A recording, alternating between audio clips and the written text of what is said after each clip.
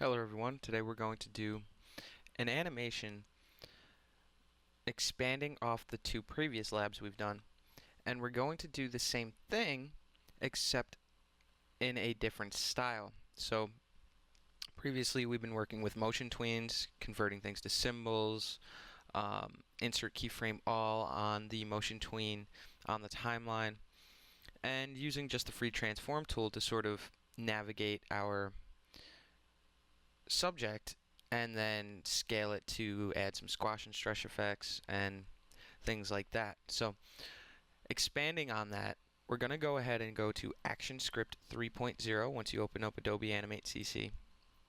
And from here, what we're going to do is we're going to create a frame-by-frame hand-drawn animation of a bouncing ball, and we're going to use different techniques. So I'm going to start by changing my stage size to 1280 by 720. Now, from here, what I'm going to do is I'm going to make sure that I name this layer ground layer. And from here, I'm going to use my line tool, and I'm just going to change the stroke to like 3 just to make it a little bit thicker, I guess, to be easier to read on stage when animating. And then I'm going to use my brush tool, and I'm going to create something called a guide layer. Now, a guide layer is extremely important in Flash. It really can help you sort of sense timing and play things back through this Swift player. And I'm going to show you what I mean by this in a second. So the first thing I'm going to do is I'm going to create my guide layer. And from here, using my brush tool, I'm going to bring down the size of it a little bit. And I'm going to change the color to something slightly different, like a light blue. And my guide layer, I'm going to start by creating sort of that motion tween line of the final product, except this time I'm going to do it first, and I'm just going to draw directly on my stage here. And I'll show you what I mean here in a second. And I'm going to do 1 bounce,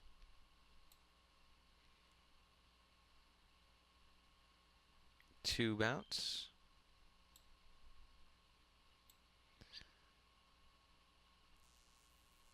I think that's just a little too high. I want it to sort of lose momentum as it goes through the scene. 3 bounce, and off stage. And actually I want it to make it sort of do something one more time.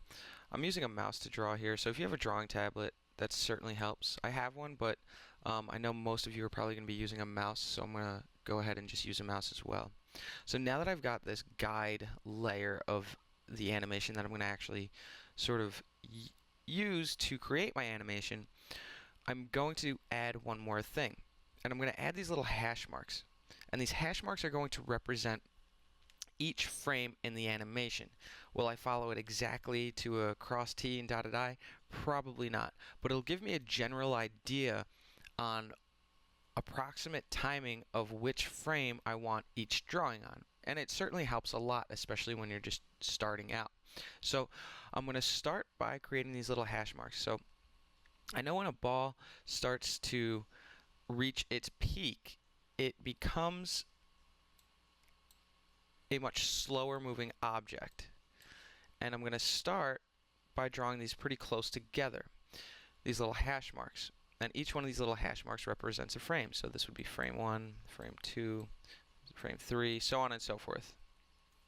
So now I just undid that, Control Z. So now when it reaches this curve, these hash marks will start to stretch out. And the reason being is because that ball will begin to accelerate in speed until it reaches this point on the contact point on the ground line. So I'm going to go ahead and start to bring these further apart. And then I'm going to do one here at the bottom. And I might even have one here because it'll actually make contact at this point too. So this will be a little bit closer here. And that's because this point, by the time it reaches this point, it will already have made contact with my squash, and then my squash and stretch here, and then back up. So I'm going to go ahead and do the same thing. And then once it reaches this point, these lines are going to start to become closer and closer. And here it should be the closest. And then it should start to sort of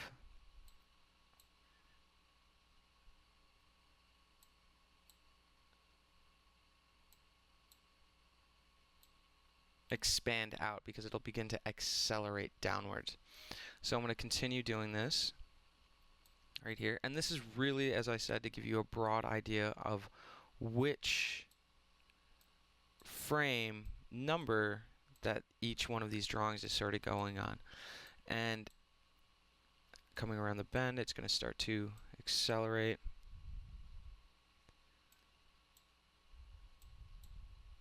And I'll bring this upward. Okay. So that's my guide layer. Now, when I press Control Return to play back as a SWF, you'll notice that the guide layer is there. Now I'm going to go ahead and show you, even if I hide visibility of this, I'm going to press Control Return. You're still going to see the guide layer, even though in my editable file here, my document file here, I have the visibility turned off. So what a guide layer is exactly is we're going to right click on this layer and we're going to go to Guide. And now even with the visibility turned on, I'm going to press Control Return or Control Enter, and you're going to notice it's no longer there.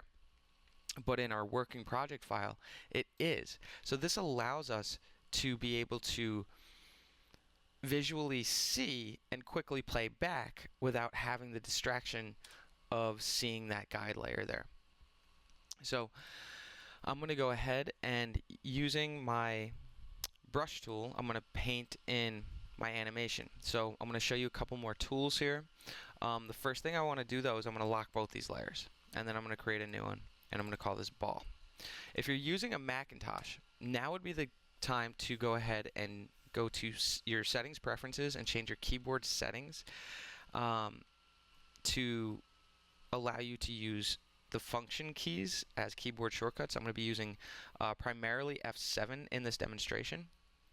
So if you don't already have that turned on, go into your settings preferences, go into your keyboard settings, and then there's a little checkbox that says something like F1, F2, F3 keys, etc. use as standard function keys. It says something similar to that. So go ahead and turn that on, and then you can pause the video, and then once you get it turned on, come back to the video. So returning back here, we're going to start to draw this ball. I'm going to use black. And the next thing I'm going to do is I'm going to make sure that I'm following my guide layers, my guide layer, and I'm just going to simply just draw one ball. And I would prefer you did this by hand, using the brush tool, not just drawing a circle. And I'm going to go ahead and press F7. I just zoomed in and zoomed out. I think it's best if you guys see the entire animation play throughout the entire time. So by pressing F7, I have now inserted a blank keyframe. The same way to do that is if I were to right click here and do insert blank keyframe. And you'll notice here right at the bottom that these layers just expanded out an additional frame for you automatically, which is really nice. If it didn't, just right click and do insert frame, and that will solve your issue. So I'm going to go ahead and go on my ball layer, and I can't see my previous frame, and I really want to. So instead of constantly scrubbing back and forth, you can use the comma or period or greater than and less than signs to scrub frame by frame back and forth. So I'm just doing that. instead of doing that to sort of constantly look back at my previous frame and where I should draw the next one, even though I have these guide layers turned on, it's still not a really easy way to do this. And there's an easier way. So there's a tool down here called the Onion Skin tool right here, Shift-Alt-O. And I'm going to turn that on. You're going to notice these brackets appear in your timeline. Now, once we do a couple more, I'll show exactly what these brackets do. But I'm going to continue pushing forward on my second frame because now I can see the previous frame of frame 1 and where it's located in the drawing. And it's a little bit transparent because it's onion skin. If you ever look at the skin of an onion, it's sort of translucent, and that's kind of what it's doing. So I'm going to go ahead and draw my next frame. Now again, as I mentioned, these guide hash marks are sort of just like there to assist you. You don't have to follow them exactly. Go ahead, press F7. Now you can see I can see my previous 2 frames.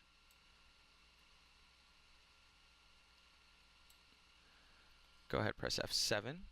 And now that I have this set, yours might be different, but now that I have at least 4 frames here, I can show just my previous frame, I can show the previous 2 frames, 3 frames, etc. And I can even go forward in time if I'm doing a pose-to-pose animation. But in this case, I'm just going to do a straightforward animation to keep it simple for you. So I'm on frame 4, and I can see my previous 3 frames. And this is where I said I would start to, and you can see it on the hash marks, start to sort of expand each drawing, because this will accelerate the speed at which this ball is falling to the ground line down here. So I'm going to go ahead and draw my next one.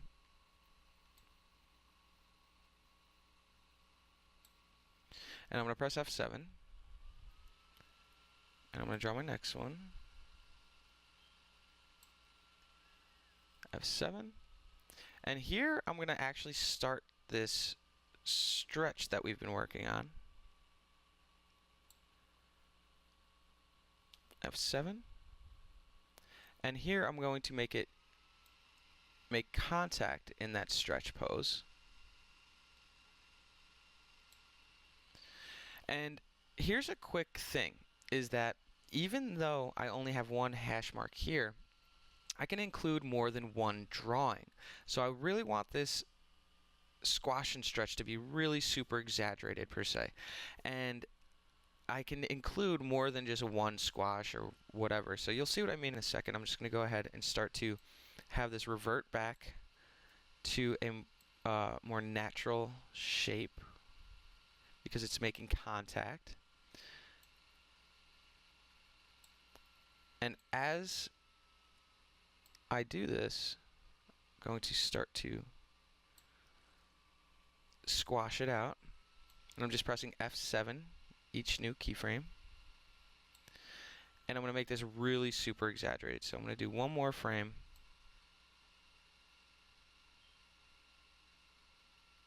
So it's going to be like this really gooey sort of mush ball that bounces down and bounces back upward.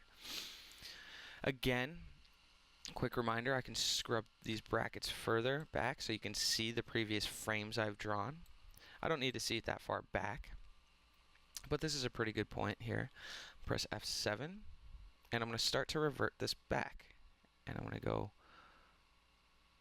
like so, and I can sort of follow the previous drawing before that to give me sort of an idea of how I had it start to revert back to that shape.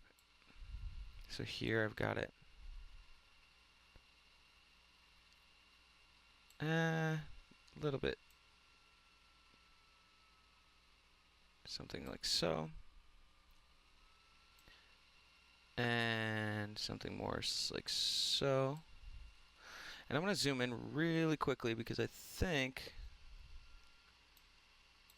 okay, I just erased that, and now I'm going to zoom back out and continue pushing forward, F7. And I'm going to take a look at my other frames, okay. And I'm looking specifically at approximately this point because that's the next one I'm going to draw. And I was just really sort of referencing the size of it. So I'm going to go back and sort of do 1 more drawing. And now what I'm going to do is, now that I've got my first initial bounce, I'm going to go ahead and play this back. And I just press Control Enter. And that's all I've got so far. Now another way to play this back directly on the stage is to turn on this little looping, and that's going to turn off your onion skin. And I'm going to go ahead and set this all the way back to frame 1, and I'm going to hit play. And now you see my animation playing on a loop. So far I'm happy with what I've got, and I'm going to continue going right here. Press F7, and I'm going to create a new keyframe. And I'm going to bring this back one more frame just to reference size. And now I'm going to draw in my next ball. Something like that. And it's going to slow down around this point here.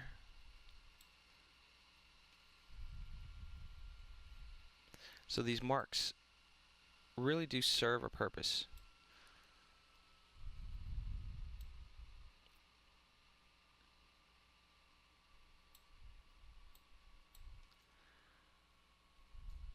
And each circle does not need to be perfect, by the way. F7.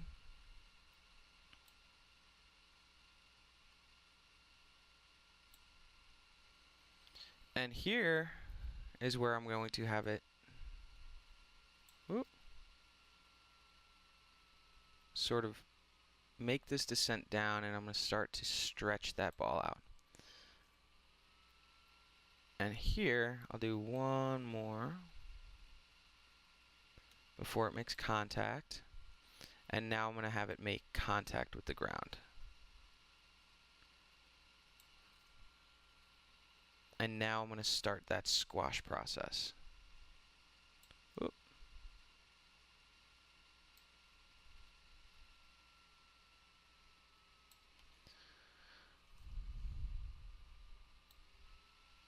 And as I begin to sort of squash this out, I'm also making sure that it becomes shorter vertically and wider horizontally. And I'm making this ball really gooey. So press F7 one more time, and now I'm going to start to follow this basic shape pattern back up around this bounce.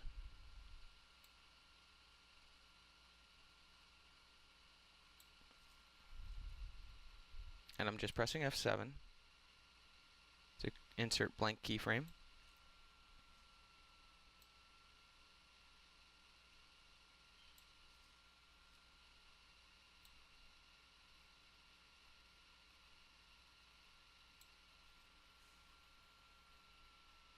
And here it's going to finally lift off the ground. And the next one I draw will be about here.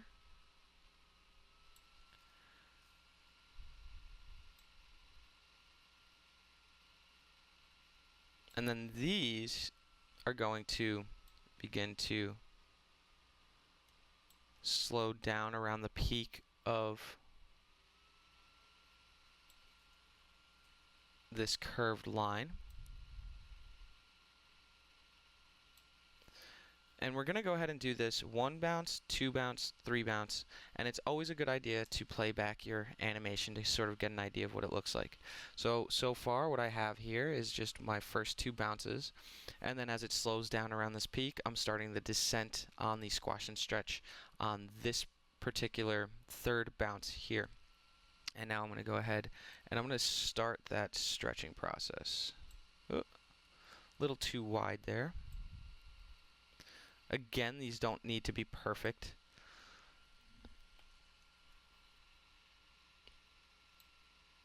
And before it makes contact, I'll do one more.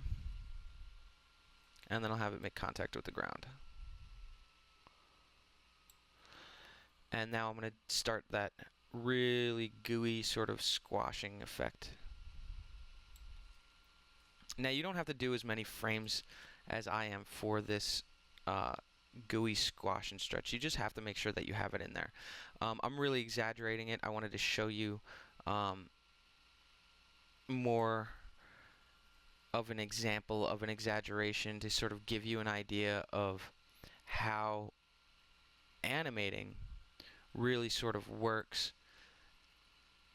And now after the full complete squash here, I'm going to start to bounce that back out. And something like that.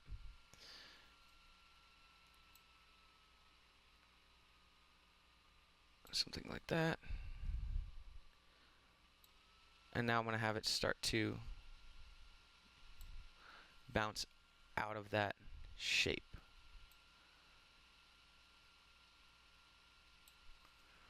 And then here, oh, that might be a little bit too small. It's always nice to be able to reference back your size, so I'm going to just go back and see. So that's been pretty much, a lot of times when first starting out, you'll notice that your drawings start to, like, as you create these bounces, they'll start really large over here, and then they'll begin to decrease in size as you continue animating. So it's always a good idea to try to remember to keep approximately the same size, but that just kind of comes with practice. Okay, so there is my bouncing ball.